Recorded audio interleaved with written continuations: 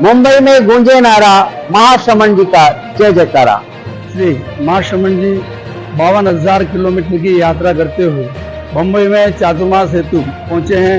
गुरुदेव का आगमन मुंबई वासियों के लिए वाकई परम सौभाग्य की बात है। आबीर तुम्हारे चरणों में श्रद्धा के कुसुम चढ़ाए, हम ऊंचे आदर्शों को अपना जीवन की ज्योति जगाए, हम महावीर तुम्हारे चरणों में श्रद्धा के कुसुम चढ़ाए, हम पन्नगे च सुरेंद्रे च कौशिके पाद संस्पृशि निर्विशेष मनस्काय श्री वीरस्वामिने नमः। भगवती सूत्र में कहा गया है, तएणम से संख्य समणो वासए समणम भगवम महावीरम वंदई नमं सई वंदिता नमं सित्ता एवं वयासी कोह वसत्येणम भन्ते जीवे किंग बंधई किंग पकरेई किंग चिनाई किंग उवचिनाई संखा कोह वसत्येणम जीवे आउय वज्जाओ सत्य कम्म पकिओ सिधिल बंधन बद्धाओ धनीय बंधन बद्धाओ पकरे, हस्य काल ठियाओ दीह काल ठियाओ पकरे, मंदाणु भावाओ तिब्बाणु भावाओ पकरे, अपपये सग्गाओ बहुपये सग्गाओ पकरे, आउयम चरणम कम्मम सिय बंधई सिय नो बंधई अस्साया व्ययनिजम चरणम कम्मम भुज्जो भुज्जो उवचिनाई अनाइयम चरणम अनवदग्गम दीह मध्यम चावरंतम संसार कंतारंग अनुपरियट्टै। भगवती सूत्र में श्रमणोपासकों का भी वर्णन प्राप्त होता है। एक श्रमणोपासक भगवान महावीर के समय शंख था। शंख ने भगवान महावीर से प्रश्न किया, यानी बंदन नमस्कार करके बोला। साधु गौतम स्वामी जैसे प्रश्न करें यह तो बहुत ही एक सामान्य बात है, बहुत बड़े संत थे, तो भगवान महावीर से प्रश्न करें कोई इतनी असंभव या अस्वाभाविक बात नहीं लगती। परंतु भगवान महावीर से तो श्रावक भी बात कर लेते। एक श्राविका का भी उल्लेख मिलता है आगम में, जयंती श्राविका, उसने भी प्रश्न किया। तो भगवान महावीर कितनों के प्रश्नों का उत्तर दे देते थे, जैसा आगम में वर्णन है उसके अनुसार यह बात है। तो श्रमणोपासक शंख ने कहा कि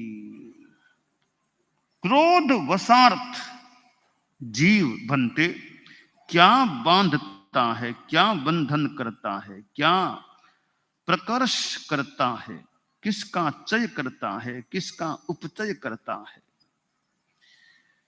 चार कसाय में जो पहला तत्व है कोह, ये आक्रोश गुस्सा, इससे क्या होता है तो भगवान महावीर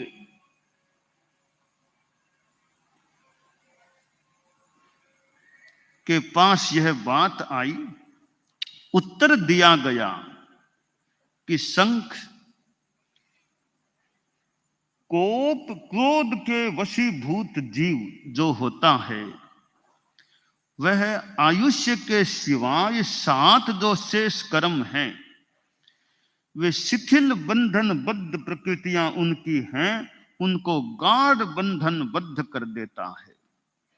अल्पकालिक स्थिति वाली प्रकृतियों को दीर्घकालिक स्थिति वाली करता है और मंद अनुभाव वाली प्रकृतियों को तीव्र अनुभाव वाली करता है। अल्प प्रदेश परिमाण वाली प्रकृतियों को बहु प्रदेश परिमाण वाली करता है। आयुष्य कर्म का बंध कदाचित करता है और कदाचित नहीं करता, क्योंकि आयुष्य का बंधन तो एक ही बार होता है जीवन में, तो कभी कर ले बाकी नहीं भी करता है। एक बात और बताई गई है कि वह अशांत वेदनीय कर्म का बहुत बहुत उपचय करता है और आदि अंतहीन दीर्घ पथ वाले चतुर्गत्यात्मक संसार कांतार में अनुपर्यटन करता है। एक हमारे व्यवहार में जीवन में हम देखते हैं कि कोई कोई आदमी इतना गुस्सा कि मुंह से गालियां, मुंह से अपशब्द, बड़ों को भी तू तू कहना शुरू कर दे। ऐसा गुस्सा भी किसी किसी में आ सकता है कि फिर वो मानो भान इतना नहीं रहता, कौन है, गालियां देना, बड़ा है उस तू तू तू तू बोलता रहना। ऐसी स्थिति भी बन सकती है और कभी कभी तो हाथ में लाठी आदि लेकर के प्रहार की मुद्रा में भी आदमी आ जाता है और कभी पास में जो चीज है उसको फेंक देता है। ये गुस्से की स्थिति में प्रवृत्तियां हो सकती हैं, यानी गुस्सा तेज आता है। हमें अपने जीवन में प्रयास यह करना चाहिए यथासंभव कि गुस्सा थोड़ा आ भी जाए तो गाली तो मुंह से न निकले। बड़े हैं उनको तू तू, गुस्से के कारण से तू तू तू तू शब्द का प्रयोग मुंह से न हो जाए और किसी लाठी या किसी चीज का प्रहार करने के मूड में आदमी न आ जाए, क्योंकि यह गुस्सा है, यह हमारा शत्रु है। कोपः शत्रुर मनुष्याणाम शत्रुत्याज्यः सदैव ही। यह गुस्सा हमारा शत्रु है, यह मोटा मोटी सदैव साधु के लिए तो त्याज्य है ही, गृहस्थ को भी यह ज्यादा गुस्से के वशीभूत नहीं होना चाहिए। अब गुस्सा 2 तरह का होता है।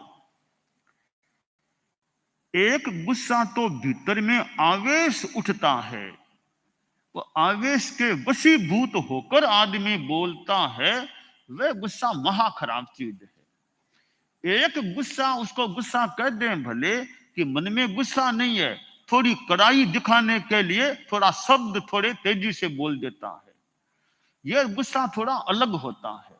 भले इसको गुस्सा कह दें पर गुस्से में बड़ा अंतर है। एक तो उलाहना देना, थोड़ा सा डांटना, एक वो उसको गुस्सा भले कह दें। एक मन में आवेश आ जाना, खुद का कंट्रोल खुद पर नहीं रहे तो कुछ भी बोल देना, मुंह पत्ती ऐसे हो जाए, कुछ हो जाए, ऐसे मतलब करना, वो गुस्सा अलग होता है।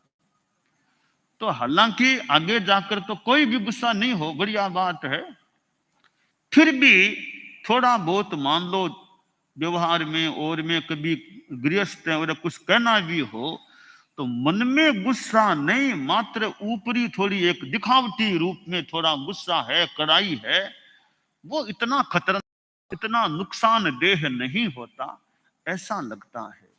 जैसे कई बार बड़े मान लो उलाहना दे दे।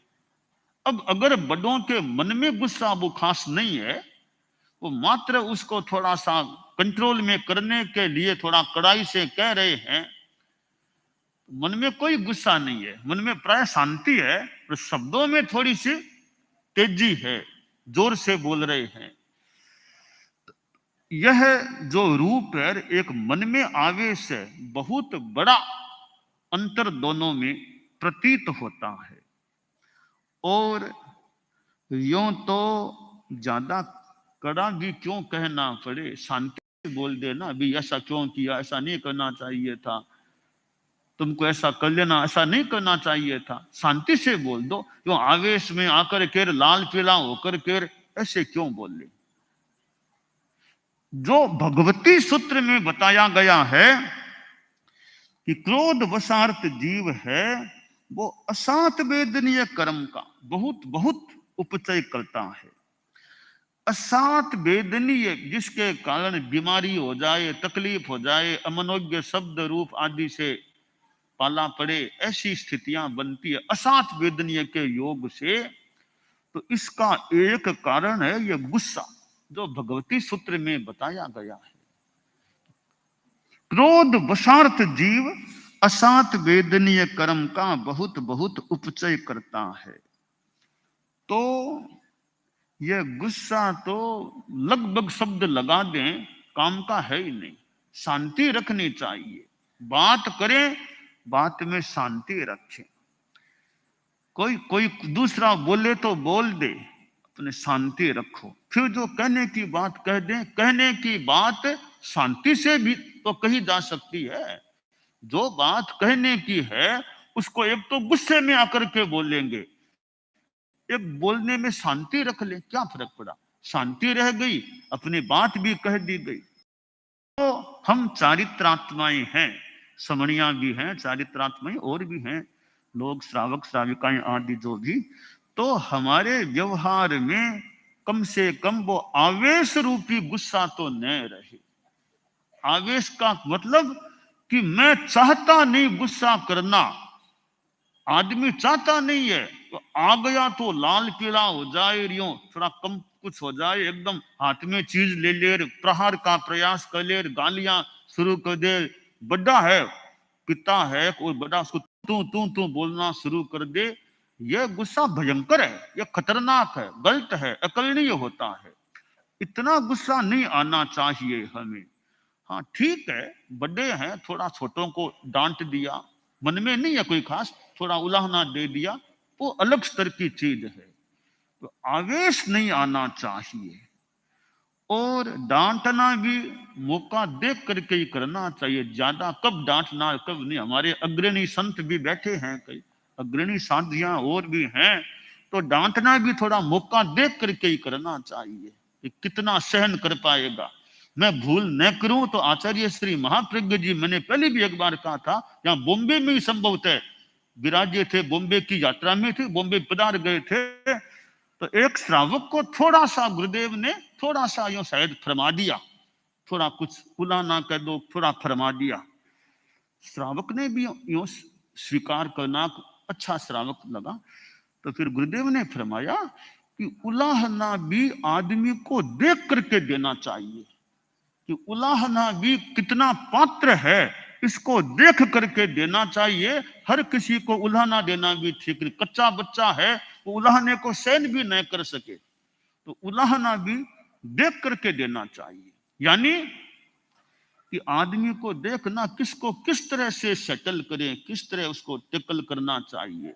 किसी को मान लो जरूरत है तो कड़ाई भी करनी पड़े, तो कहीं नरमाई कहीं कड़ाई, हमारे अग्रणी संत और हैं, तो कहीं कड़ाई तो कहीं नरमाई, सभी विधियां, दोनों विधियां मौके मौके पर काम ली जा सकती है कि किसके साथ कड़ाई करे और किसको किस तरह टेकल करना चाहिए। तो बड़े संत उलाहना भी दे दे मान लो, तो सहवर्ती संत है और है, तो भी थोड़ा उनका कर्तव्य है शांति से स्वीकार करें। वंदना कर ली, हाथ जोड़ लिया, वो अच्छी बात होती है कि बड़े संतों ने कहा है, फरमाया है, इनको विनय तो रखे ना बड़ों का। तो हमें ऐसे गुस्सा तो टालना ही चाहिए। कुछ शिक्षा रूप में भी बड़े कुछ कहते हैं। परम पूज्य आचार्य श्री भारमल जी स्वामी थे, मैं भूल न करूं तो रायचंद जी स्वामी कोई बाहर व्याख्यान कहीं दे रहे थे, और यानी छोटे व्याख्यान दे रहे थे और बड़े अंदर थे संभवतः। तो भारमल जी स्वामी ने थोड़ा व्याख्यान कुछ शब्द कान में पड़े होंगे या सुना होगा, तो लगा कि व्याख्यान ठीक नहीं दे रहा है, व्याख्यान ठीक नहीं दे रहा है। तो भारमल जी स्वामी गुरुदेव अंदर विराजे थे, मैं शब्दों में भूल न, वो लगभग यही होगा, फरमाया रायचंद कहीं गफोड़ा मारे यूं, क्या गफोड़ा मारे यहाँ लोग होंगे, फरमा दिया क्या गफोड़ा मारे यहाँ बखान कमाई ने। तो संभवतः रायचंद जी स्वामी को लगा रे गुरुदेव ने मुझे इतने लोग इतनों के बीच में फरमा दिया कहीं गफोड़ा मारे यहाँ, अंदर गए, यानी बखान के बाद अंदर गए होंगे।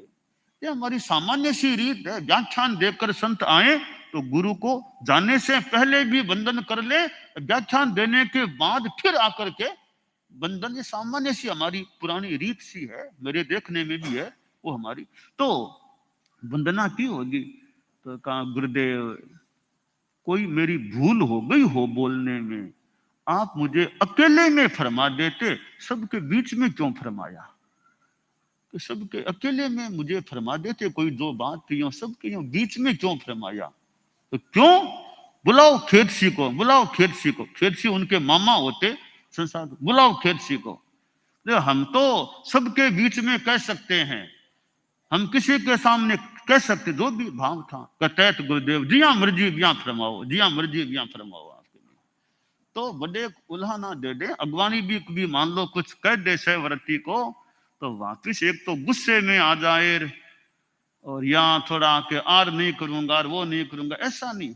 ऐसे नाराज नहीं होना, जल्दी से नाराज नहीं होना चाहिए, रूसना नहीं चाहिए जल्दी से, तो आर नहीं करेंगे वो नहीं करेंगे। हमारे साधियां भी है, संत भी है, बड़े कुछ कह भी दें तो आर नहीं करेंगे, लेट गए सो गए, ऐसा भी नहीं होना चाहिए। हेमराज जी स्वामी को भिक्षु स्वामी ने थोड़ा फरमा दिया था।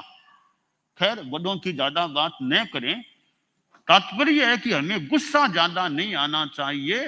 गुस्सा आने पर या तो आदमी बोलता है या रूस के बैठ जाता है, रूस के बैठ जाता है, लेट जाता है, आर नहीं करता है, ऐसा करता है। तो दोनों ही नहीं होने चाहिए, न तो रूसना चाहिए और न गुस्से में आके बड़ों के सामने तेजी में बोलना चाहिए। वो आपके गृहस्थों की बात है, आपके परिवारों की बात है। गुरुदेव महाप्रज्ञ जी ने एक बार संभवतः मैंने उनसे सुनी थी, परिवारों की बात है। वो एक परिवार था, कोई सेठ का उनका परिवार था, तो कोई पोते की और की शादी हुई, तो वो नई बहू रानी घर में आई।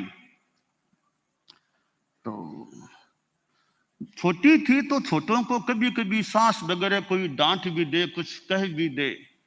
तो वो छोटी थी बहू रानी, वो कई बार थोड़ा कह दिया तो रूस के जाकर के बैठ जाती, फिर खाना नहीं खाती, वो ऐसा किया करती थी। तो कई बार वो रूस के बैठ जाती, तो फिर सास जाती, उसको मनाती, राजी करती, लाती, उसको भोजन कराती। कई बार काम पड़ गया। एक दिन वो सेठ ने कहा ये बीननी तो ज्यादा ही बार बार रूसती बहुत है, इस बार रूसेगी ना, इसको कोई नहीं मनाएंगे हम। तो फिर कोई मौका आया और वो बीननी जो बहू रानी थी, कोई किसी ने थोड़ा कह दिया होगा, सास ने किसी ने, रूस गई, जाके ऊपर जाके अपनी सो गई, यानी खाना नहीं खाऊंगी इस रूप में जाके सो गई। तो परिवार के लोग तो खाना खा रहे थे, तो सास का मन थोड़ा पसी जाके, देखो बीननी तो आया ही को नहीं, वे तो से खावा बीननी हालता ही आई को नहीं, अब मैं कहीं खाऊं, बिना बीननी के मैं अकेली कहीं खाऊं। तो बीननी आओ तो आप सागा पछ खा ले, वहां भोजन कर ले। वहां तनाब सास ने अपने कोई पोते से किसी से कहा, या पोते से एक देवर से, कि बीननी ने बोल दो, छाछ रोटी राय तो कहो बहू ने खाए तो, छाछ रोटी राय तो कहो बहू ने खाए तो। बीननी ने कह दो कभी छाछ है, रोटी है, राय तो है, आ जाओ खावा तो आ जाओ, खा लो, आप टाइम जो रूस न कहीं आ जाओ, शांति खा लो। अब वो बहू रानी को भी भूख लग गई थी, सोचा कोई आए मुझे मनाए तो मैं जाके खाऊं, कोई आया नहीं, कई देर हो गई। तो वो छोटी उम्र की थी, 14-15 वर्ष की वो नई बहू रानी थी। सोचा कोई आया नहीं, भूखा रहना पड़ेगा यूं तो फिर। तो वो धीरे धीरे ऊपर से उतरी, उतर करके रसोई का वो गेट था उसके पीछे आकर के खड़ी होगी, कोई मुझे कह दे तो मैं अब खा लूं। तो वो जब ये कहा कि छाछ रोटी राय तो कहो बहू ने खाए, तो आचार्य श्री महाप्रज्ञ जी से मैंने यह दोहा सुना था संभवतः। तो फिर वो बीननी थी, है कहाँ बीननी, है कहाँ भी दिखी नहीं, कहाँ है कहाँ बीननी। तो वो बोली किवाड़ लारे बैठी हूं, किवाड़ लारे बैठी हूं कोई तेरे आए तो, किवाड़ लारे बैठी हूं कोई तेरे आए तो, कोई आके मुझे बुलाए तो मैं आ जाती हूँ। तो फिर उसको ले गए, सास ने खाना खिला दिया। तो ये रूसना ठीक है, बच्चों में और में थोड़ी रूसने की आदत हो सकती है। हमारे छोटे छोटे संत भी हैं, हमारे मुनि विश्रुत भी बैठे हैं, और भी कई संत हैं। अब तो बड़े हो गए हैं, अब तो बहुत अच्छे बड़े हो गए, छोटे बच्चे थे, याद है कभी कभी कोई रूसने की बात, थोड़ी सी कभी रूस जाना है। तो छोटे क्या बात थी, रूसने की क्या बात थी।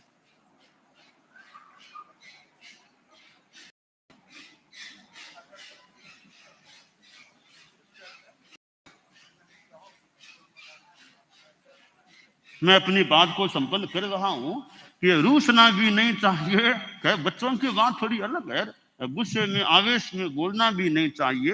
दानान शठंग अभयपयानम सच्चेसु या अनवज्जंग वयंती तवेसु या उत्तम ब्रह्मचेरम लोगुत्तमे समनेनाय कुत्ते। बनते मैं जब करीब 11 था तब दीक्षा ली थी, और दीक्षा लेते ही पहले दिन से ही परम पूज्य गुरुदेव महाप्रज्ञ जी ने मुझे परम पूज्य आचार्य श्री महासमण जी के संरक्षण में सौंप दिया था। मेरा यह सौभाग्य था कि परम पूज्य गुरुदेव की वात्सल्यमयी छत्र छाया में मुझे रहने का मौका मिला।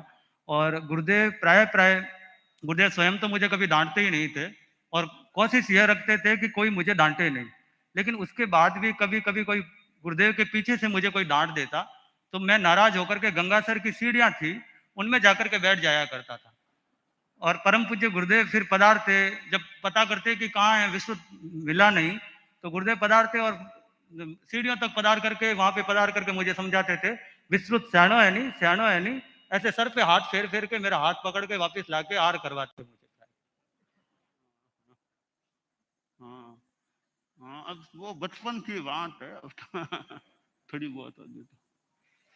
तो ये हमारे जीवन में बचपन में तो मान लो थोड़े हो जाता है, बच्चा तो बच्चा होता है, थोड़ा बड़ा होने के बाद तो थोड़ा और, तो बड़ा होने के बाद तो हमारे बहुत काम करने वाले संत भी हो जाते हैं, और हमारे कितने संत और साधियां भी हैं तो छोटी उम्र में दीक्षित हुए हैं। कई छोटी उम्र में, संतों में तो बहुत ही संत यहाँ पर जो बैठे हैं, मेरे देखने में कितनों की दीक्षा तो मेरी आंखों के सामने ही हुई है। यहाँ जो अभी इतने संत बैठे हैं, संभवतः प्राय संत तो अधिकांश संत ऐसे हैं, अधिकांश तो मेरे देखने में जो दीक्षित हुए हैं, गुरुदेव तुलसी के पास, बाद में आचार्य श्री महाप्रज्ञ जी पास, और बाद में भी तो मेरे देखने में हुए हैं। और हम लोग बच्चे ही, बहुत हमसे बच्चे ही आए हैं, तो हमको भी बड़ों ने कैसे रखा है, संरक्षण दिया है और तैयार करने का प्रयास किया है। छोटे छोटे बच्चे फिर आगे जाकर के कितने वो काम करने वाले भी कई बन जाते हैं। बचपन में उनको थोड़ा सा संरक्षण, थोड़ा प्रशिक्षण, कुछ तैयार करने का प्रयास होता है, या उनका अपना भाग्य पुरुषार्थ होता है, तैयार हो जाते हैं, फिर वो बाद में कितनी सेवा करने वाले हो जाते हैं, कितने संघ की सेवा, कितना कार्य करने वाले बन जाते हैं, जिनके पास बुद्धि, प्रतिभा, क्षमता है। अच्छे तरीके से जो कितने कितने हमारे संत हैं जो आज धर्म संघ को सेवाएं दे रहे हैं, जो कुछ पढ़े लिखे भी ऐसे हो गए हैं, और अपने दिमाग भी है, अपना श्रम भी है, मानो कर्मठ भी है, निजर तो न लगे किसी की, कर्मठ है अपना काम। इसी तरह हमारे साथियों में भी है। अब संतों में तो क्या करें, गुरुदेव तुलसी कितने बच्चे ही थे, दीक्षा ली तब। आचार्य श्री महाप्रज्ञ जी बच्चे ही थे, दीक्षा ली तब। किंतु कालूगनी के पास, परम पूज्य कालूगनी के पास रहे और धीमे धीमे तैयार हो गए। तो गुरुदेव तुलसी हमारे नाथ बन गए, संघ के मालिक बन गए, सम्राट बन गए। हम जैसे कितनों को उन्होंने तैयार किया। आचार्य श्री महाप्रज्ञ जी बच्चे थे, एकदम छोटे, कालूगनी के साये में रहे। मुनि तुलसी, आचार्य तुलसी के पास धर्म संघ की महान एक संपदा बन गए थे। कितना कार्य किया, कितना उनका साहित्य, कितना प्रवचन, आगम कार्य, कितना कितना। और भी हम आचार्यों का खैर है ही, और संतों में भी कई, कितने अतीत में भी हमारे तैयार हुए हैं, सेवाएं दी हैं। और आज भी हमारे धर्म संघ में कितने संत हैं जो अपने अपने ढंग से, कई सबकी बात एक समान नहीं हो, कई जा रही है। कई संत हैं, न्यारा में हो चाहे भेड़ा में हो, कई संत अच्छे काम करने वाले हैं। और भेड़ा में तो कई बहुत ही ज्यादा कार्यकारी भी लग रहे हैं। वो दिन है कि रात है, उनको तो वो कभी झोंक अपने आप भी करते रहते हैं। कभी थोड़ा इशारा कर दो तो कितना काम, कितनी जिम्मेवारियां। इसी तरह शादियों में हम देखें, हमारे साध्वी प्रमुखा विश्रुत विवादी है, मान लो दीक्षा ली, उसके बाद पहले समणी रहे, समणी काल में विकास किया, फिर साध्वी जीवन में अपना अध्ययन और साथ में व्यवस्था का कार्य लगते लगते आज हमारे धर्म संघ के लिए एक सेवा देने वाले, एक उच्च सर्वोच्च साध्वी समुदाय में जो स्थान है वहां सेवाएं दे रहे हैं। तो साध्वियों में भी कितनी कितनी साध्वियां हुई है, अपने अपने क्षेत्र में उन्होंने साध्वी वरिया भी तैयार और होना है और आगे विकास करना है। कि जैसे विकास होते होते आदमी का अच्छा विकास हो सकता है। और न्यारा में भी कई सिंगारेर, भेड़ा में कई साध्वियां हैं, और भेड़ा में कई साध्वियां हैं, अनेक जिम्मेवारियों से युक्त हैं। कोई आगम कार्य में, कोई गोत्री में, सेवा में, कोई लोच में, कितने कितने कार्यों से साध्वियों के ठिकाने में कितने काम होते। जो भी स्थान के काम है, गोत्री संबंधी व्यवस्था, स्थान व्यवस्था, और भी कोई काम हो सकते हैं, जो भी हो, उपकरणों आदि की व्यवस्था है। तो दीक्षित होते हैं और बाद में शिक्षित भी हो जाते हैं। कुछ पहले भी शिक्षित होते हैं तो बाद में वो सेवाएं भी देते हैं। तो ऐसे यह सेवा देना, हमारे धर्म संघ में श्रावक श्राविकाओं ने भी तो कितनी अपने ढंग से, श्रावकों ने अपने ढंग से सेवाएं दी है, दे रहे हैं। श्राविकाओं में भी अपनी अपनी सीमा में अपने अपने ढंग से सेवाएं देते हैं। तो यह अच्छी बात है कि व्यक्तित्व का निर्माण हो। महासभा के तत्वावधान में यह सभा प्रतिनिधि सम्मेलन हो रहा है कि कार्यकर्ताओं का भी जो अच्छे धार्मिक आध्यात्मिक परिवेश वाले भी हों, कार्य करने में सक्षम हों। आज भी हमारे धर्म संघ में कितने कार्यकर्ता ऐसे हैं कि मानो धर्म संघ के लिए, एक समाज के लिए समय देते हैं, शक्ति लगाते हैं, अपना योगदान देते हैं कि संघ की सेवा और दूसरों की भी सेवा जितनी हो सके। तेरा पंथ की ही नहीं, औरों की भी कोई सेवा की जरूरत हो मौके पर तो दूसरों को भी सेवा देना तो बहुत यह अच्छी बात होती है कि आदमी को अपने जीवन में खुद की साधना अच्छी चले, फिर जितना दूसरों को आदमी दे सके, दूसरों की सेवा कर सके, वो खास बात होती है। अब मुख्य मुनि बच्चे ही थे, कोई बहुत बड़े तो थे नहीं। दीक्षा ली तब तो छोटे बच्चे ही थे। और हमारे आसपास ही दीक्षा लेने के बाद आसपास ही रहने वाले थे। अब दिन में बढ़ते बढ़ते और बहुत अवकाश है, फिर भी एक व्यक्तित्व थोड़ा सामने आ रहा है ना। एक अध्ययन में और में, कर्मठता में, कार्य में, काम करने में, बाबेरो बाबो और हाली को हाली, ऐसा व्यक्ति को बाबेरो बाबो और हाली को हाली। आचार्य भिक्षु के साहित्य में आया है कि बाबेरो बाबो और हाली को हाली। तो आदमी बाबा का बाबा रूप भी है और हाली तो हाली का रूप भी दिखा दे, यानी कर्मठता हो कार्य में। तो ऐसे जो ये व्यक्तित्वों का निर्माण है, तो हमारे संघ में आज हाजिरी है, साधु साध्वियां समणियां विशेषतया उपस्थित हैं। गुरुकुलवास में, न्यारा में काम करने वाले भी हैं और व्यक्तित्वों का निर्माण अच्छा हो। अग्रणी यह सोचे कि मेरे सिंगाड़े में नई साध्वी को दिया गया है, हम साध्वियां कैसे नई साध्वी का निर्माण कर सके, वो सेवा भी हमें दे और हम इसके व्यक्तित्व का निर्माण करें। कि स्वास्थ्य भी ठीक रहे, साथ में वो बोल भी सके, कुछ संगान भी कर सके, कुछ लिखना पढ़ना करके अच्छी तैयार हो जाए, कि थोड़ा पढ़ाई अच्छी हो जाए तो तैयार हो जाए, 5 साल 7 साल बाद अच्छा भाषण दे सके, व्याख्यान भी दे सके, और भी अच्छा कोई कार्य कर सके। तो व्यक्तित्व का निर्माण करने का हमें प्रयास करना चाहिए। तो सिंगाड़ों में भी जो शादियां हैं, वो छोटी उम्र की शादियां दी गई हैं या हैं, उनका निर्माण कैसे हो कि उनको उनमें संघीय निष्ठा भी हो, आचार निष्ठा तो जरूर हो ही हो, साथ में उनका वक्तृत्व आदि आदि का, शादियों के जो कार्य होते हैं, ये सिलाई रंगाई, ये पात्री पर कहीं नाम देना, रजोहरण बनाना, ये कार्य भी वो सीख लें। जिसकी जो योग्यता हो, तो पात्रियों पर नाम देना है।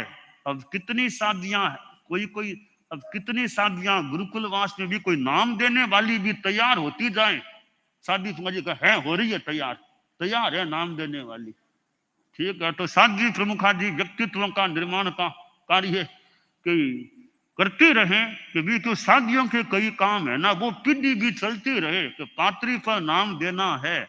हमारे संत तो दे देते लोग, पात्री पर नाम देना है, अब नाम देंगे कौन, तो वो व्यक्तित्व भी जिनमें निपुणता हो कि पात्री पर नाम कैसे लगाना।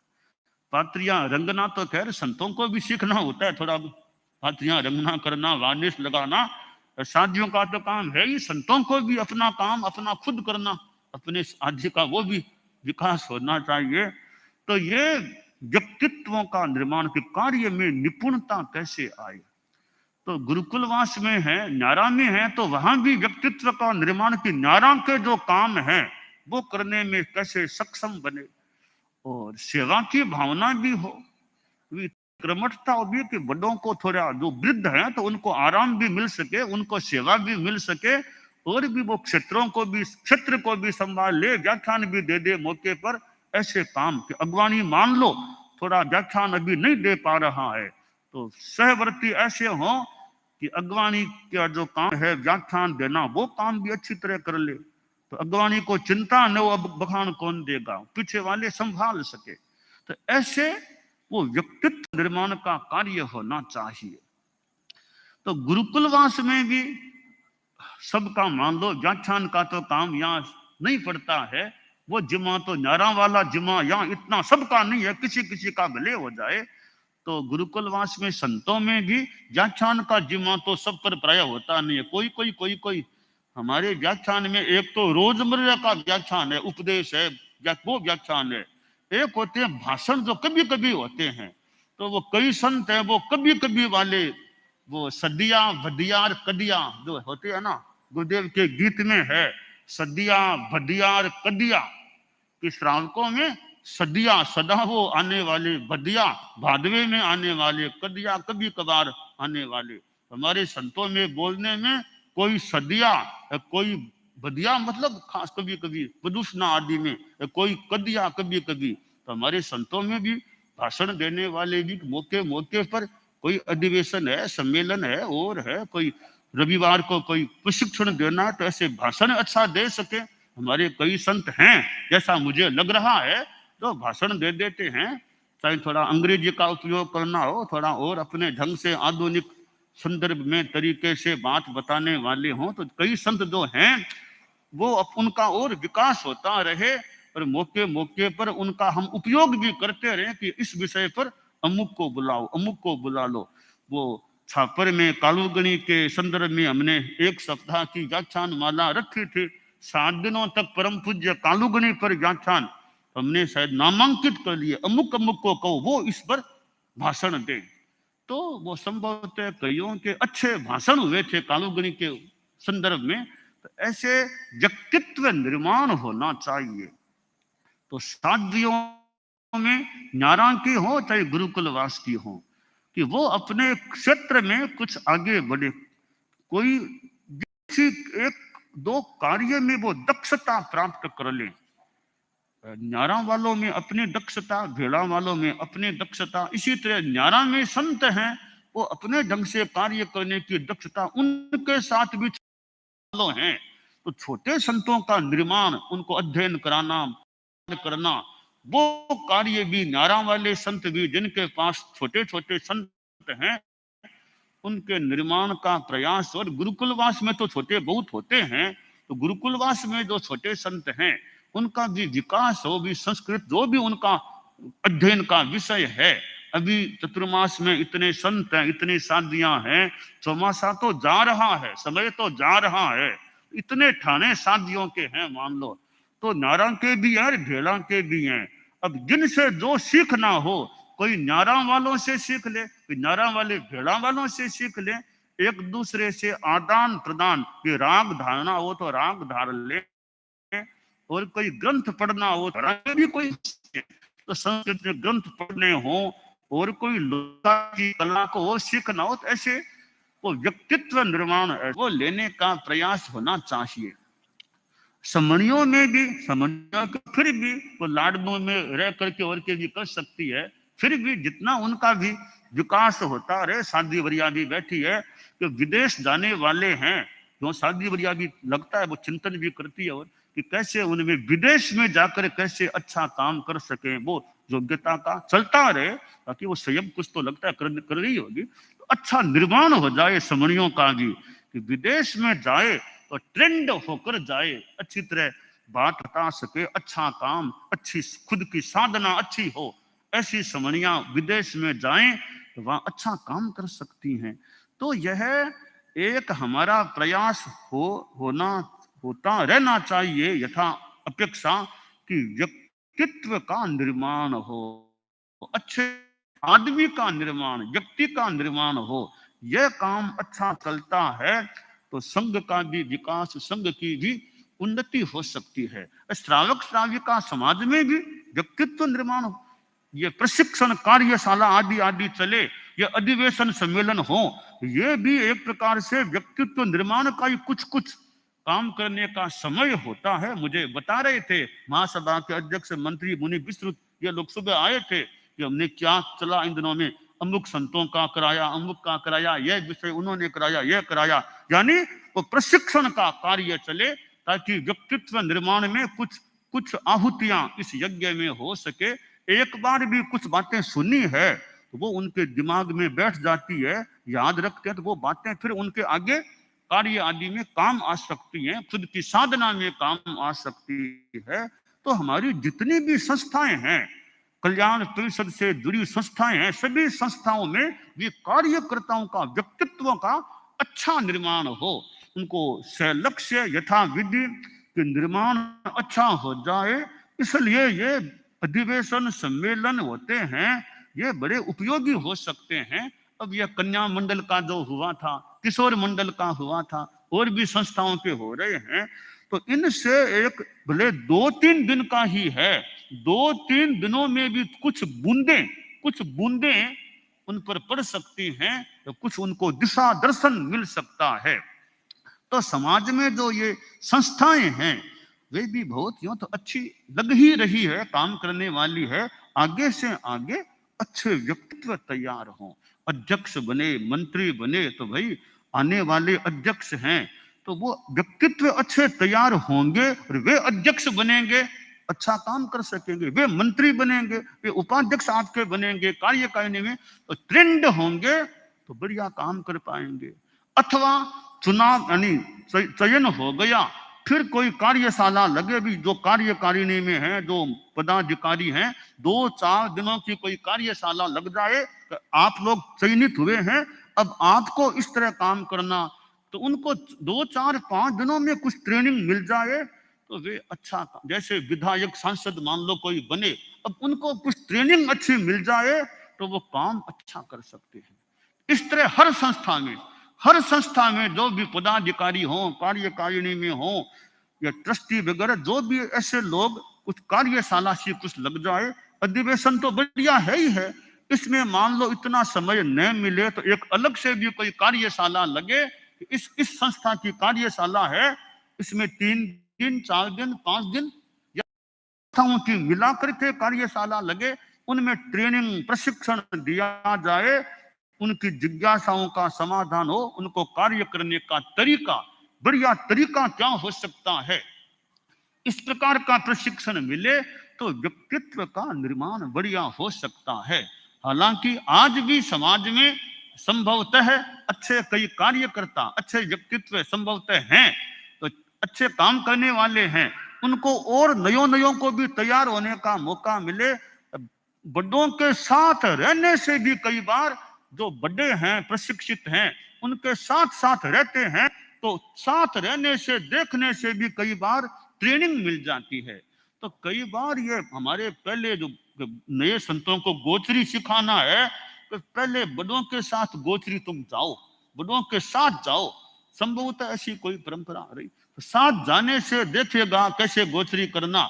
बड़ा कोई डॉक्टर है, एक नया डॉक्टर बना है, वो बड़े डॉक्टर के साथ कुछ रहेगा, देखेगा डॉक्टर साहब कैसे काम करते हैं, तो कई चीजें देखते देखते भी सीखने को मिल सकती है। तब जैसे अब परम पूज्य गुरुदेव तुलसी थे, अब वे मान लो कालुगनी के पास रहे थे, कालुगनी के तो कुछ तो देखते देखते भी कई बातें सीखने को आ जाती है।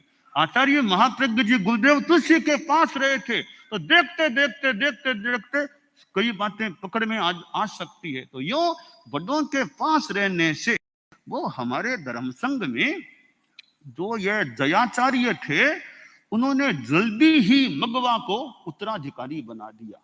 ऋषिराय महाराज ने भी जल्दी ही जीतमल जी स्वामी को बना दिया। हालांकि जीतमल जी स्वामी तो संभवतः न्यारा में भी विचरे थे, मगवा तो ज्यादा जयाचार्य के साथ रहे थे। भारत में रहने से, थोड़ा काम में जुड़ जाने से, तो काम करते करते बड़ों के पास काम करने से भी वो ट्रेनिंग मिल जाती है। इसलिए ट्रेनिंग का एक तरीका होता है बड़ों के पास रहना, बड़ों के साथ रहना। इससे भी एक तो अध्यक्ष मान लो यात्रा करते हैं, साथ में 2, 4, 5 और भी कार्यकर्ता, तो वो साथ रहेंगे, तो देखते देखते, सुनते सुनते कई बातों की दूसरों को भी मिल सकती है। तो ट्रेनिंग का एक तरीका है साथ में रखो, कईयों को जरूरत नहीं पर तो भी साथ ले लो, तो वो देखते देखते तैयार हो सकते हैं। एक उपासक जाए, प्रवक्ता साथ में, वो सहयोगी है, वो योग्यता होगी तो देखते देखते वो भी कभी प्रवक्ता के लायक बन सकता है। तो अगवानी है, तो अगवानी व्याख्यान दे, अच्छा विद्वान अगवानी है, तो वो अगवानी को सुनते सुनते, देखते देखते भी अनुगामी अगर प्रतिभा वाला है, वो भी भाषण देना करना यो सीख सकता है। तो ये व्यक्तित्व निर्माण है। हम भारत को देखें, हिंदुस्तान यानी भारत को देखें, भारत में भी कितने, हमारे इस भारत देश में कितने व्यक्तित्व हुए हैं। आज 15 अगस्त है, स्वतंत्रता दिवस है। ये भारत के लिए तो एक गौरव का एक दिन होता है। तो 15 अगस्त है, तो देश में जो व्यक्तित्व हुए हैं, आज भी कितने व्यक्तित्व। तो भारत में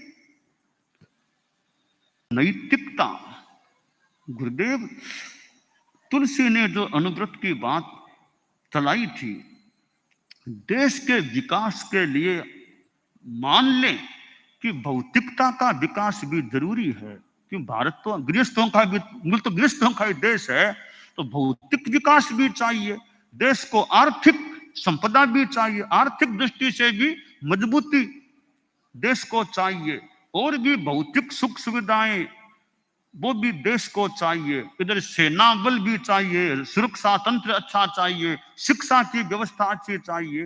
तो देश को बहुत चीजें चाहिए, आर्थिक विकास, भौतिक विकास। इसके सिवाय नैतिकता की शक्ति भी देश में रहनी चाहिए। यूं भारत अच्छा देश है, जहां ऋषि महर्षि संत लोग हुए हैं, अच्छा देश है। अच्छा देश और आगे अच्छा बनता रहे, मजबूती रहे, अच्छाई का विकास मजबूत रहे। तो भारत में भी यह नैतिकता के प्रति रुझान रहे, परस्पर सद्भावना रहे। भी अनेक जातियां हैं, अनेक संप्रदाय हैं, अनेक राजनीतिक दल हैं, तो उनमें हिंसात्मक व्यवहार न हो, संप्रदाय जाति आदि को लेकर मार काट हिंसा हत्या वो न हो, सब मैत्री भाव से रहें। एक तो यह माहौल रहे, और पड़ोसी देश हैं उनके प्रति भी कितना मैत्रीपूर्ण व्यवहार जितना रह सके वो मैत्रीपूर्ण व्यवहार रहे, कि दुनिया में शांति रहे, मैत्री रहे। युद्ध है और ये तो ठीक है, अंतिम चीजें भले कभी काम लेनी पड़े तो पड़े, बाकी तो युद्ध क्यों, सब शांति से रहे। हर पूरा वसुधैव कुटुंबकम, ये पूरा विश्व, पूरी धरती एक है, इस रूप में दुनिया रहे। युद्ध जैसी स्थितियों को मौका न मिले, युद्ध नहीं हो, हम शुद्ध रहें, हम बुद्ध बने, युद्ध से दूर रहें। पहली बात तो ये, बाकी तो मजबूरी में कभी कुछ करना पड़े तो अलग बात है, बाकी युद्ध न हो, बिना युद्ध के मैत्री भाव दुनिया में रहे। तो भारत भी, जहां भारत के अंदर भी मैत्री, अरे पड़ोसी देश उनके साथ भी एक मैत्री का जहां तक संभव हो सके वो व्यवहार रहे, कि हमें लड़ाई झगड़ा क्यों करना है, सब शांति से रहें। और मौके मौके पर एक दूसरे का कोई धार्मिक आध्यात्मिक सहयोग हो सके, और भी सहयोग करना भी धार्मिक आध्यात्मिक कर दे, अच्छी बात है। तो 15 अगस्त यह स्वतंत्रता दिवस है, जो एक भारत के लिए महत्वपूर्ण दिन होता है। तो इस दिन हमारा यह परामर्श है, संदेश है कि देश में यह नैतिकता की स्थिति अच्छी रहे, इधर सद्भावना मैत्री भाव रहे, और ये नशा जो नुकसान करने वाला, उससे भी हमारे लोग, युवक हैं और हैं, किशोर हैं, हो सकता है महिला समाज भी कुछ नशे की गिरफ्त में आ रहा हो, तो वे भी सभी नशा मुक्त रह सके। तो भारत देश जहाँ इतने संत हुए, संतों की परंपरा भारत में रही है, आज भी भारत में वह संत सन्यासियों की एक परंपरा है। सन्यासी लोग, संत लोग आज भी भारत की धरती पर हैं, यह भारत के लिए अच्छी बात है। तो भारत आध्यात्मिक धार्मिक तो संपदा भारत के पास रही है, प्राचीन काल में जो आध्यात्मिक संपदा रही है, तो उस संपदा का ठीक है उतनी संपदा आज न भी हो, जितनी सुरक्षित रह सके वो एक देश के लिए अच्छी बात हो सकती है। तो यह 15 अगस्त का दिन है, वो भी एक व्यक्तित्व निर्माण, भारत में भी आध्यात्मिकता के रूप में भी व्यक्तित्वों का निर्माण हो, धार्मिकता का भी विकास हो, अच्छे हमारे देश के नागरिक हों जिनमें सद्गुण हो। तो हम जो भारत में रहने वाले हैं, मुख्यतः हम भारत में रहने वाले, तो भारत देश आध्यात्मिक धार्मिक उन्नति करता रहे, यह काम्य है। तो यह महासभा का प्रतिनिधि सम्मेलन जो सभाओं का 49 ये प्रशासक एरिया समिति है, उनके 50 वर्षों की जो संपन्नता का जो प्रसंग है, तो उत्तर कर्नाटक में भी खूब धार्मिक चेतना अच्छी रहे। उत्तर कर्नाटक में विभिन्न क्षेत्र हैं जहां हमारे साधु साधियां भी, समनियां भी ऐसे जाते भी हैं, तो वहां उत्तर कर्नाटक की श्रावक समाज की जो हमारी संपदा है, जो लोग हैं, उनमें धार्मिकता भी रहे। और मुख्य मुनि, और जो हम कहते हैं मुमुक्षु तैयार करना, कि 50 वर्ष है, 50 वर्ष हो गए हैं, उत्तर कर्नाटक से भी कई, मुझे याद है कोई हमारे साध्वी जी भी उत्तर कर्नाटक में रहने वाली दीक्षित भी हुई हैं, और भी उत्तर कर्नाटक में मुमुक्षु तैयार हो सके, ऐसा भी एरिया समिति वाले लोग भी ऐसा जितना हो सके प्रयास करें, यह भी काम्य है। तो हम ये हाजिरी का जो हमारा आज दिन है, सर्व साधु साध्वियां, 5 व्रत, 5 समितियां और 3 गुप्ती की अखंड आराधना करें। इरिया भाषा ऐसा में विशेष सावधान रहें, चलते समय बात न करें, सावध्य भाषा न बोलें, और शुद्ध आहार भी दाता का अभिप्राय देख कर हठ मनुहार से लें, पूंजने व पलटने में पूर्ण सावधानी बरतें, प्रतिक्रमण व प्रतिलेखन करते हुए बात न करें। यह हमारा हाजिरी का एक जो चर्या का निर्देश है, वो एक पैराग्राफ में हमें मर्यादा पत्र में प्राप्त हो जाता है। तो यह हमारी चर्या है, यह हमारा वैसे साधुपने का तत्व है, साधुपने का एक चर्या और मूल आचार की बातें हैं। इनके प्रति हमारी जागरूकता बनी रहनी चाहिए।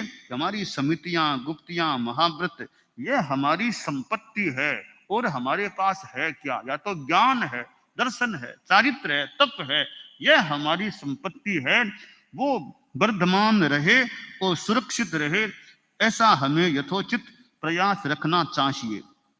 और हमारे मर्यादाओं में है सर्व साधु साध्वियां एक आचार्य की आज्ञा में रहें, विहार चतुर्मास आचार्य की आज्ञा से करें, अपना अपना शिष्य शिष्याएं न बनाएं, आचार्य भी योग्य व्यक्ति को दीक्षित करें, दीक्षित करने पर भी कोई अयोग्य निकले तो उसे गण से अलग कर दें, आचार्य अपने गुरु भाई या शिष्य को अपना उत्तराधिकारी चुने, उसे सब साधु साध्वियां सहर्ष स्वीकार करें। ये हमारी एक धर्म संघ की संगठनात्मक ये मर्यादाएं हैं कि कैसे संघ में जो अनुशासन रहे, व्यवस्था अच्छी रहे, इस दृष्टि से इन 5 मर्यादाओं का अपना एक महत्वपूर्ण स्थान है।